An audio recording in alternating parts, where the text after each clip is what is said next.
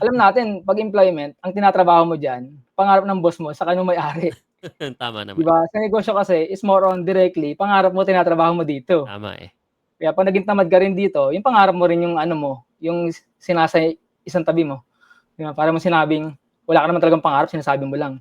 Pero Mm. hindi ka naman willing gawin yung mga sacrifices na kailangan o yung Tama, kailangan eh. gawin, 'di ba? Ang una kasi diyan is yung ano talaga, personal development, yung ma-develop yung sarili mo. Totoo. Kasi from napakamahiyain tapos lately nakita nagko-content ka, Nice, 'di tama. ba? Hindi ko nga ma-imagine na magagawa ko yun, eh, pero dahil maraming mga mentor na sumusuporta sa'yo, nasa tamang community ka, eto meron tayong ganito, Oo. 'di ba? Meron tayong mga partnership na ganito na Tama. kung saan nagtutulungan tayong mga negosyante, 'di ba? Tama. Na-uplift mo yung sarili mo na, puwede naman, eh, kasi may sumusuporta naman, eh, 'di ba? Tama, Kahit eh. naman hindi ka kaagad perfect, later on magiging magaling ka rin naman, eh. Tama, bro. Tama. Saka siyempre may sikreto pa rin ang success, hindi lang yun. Siyempre kailangan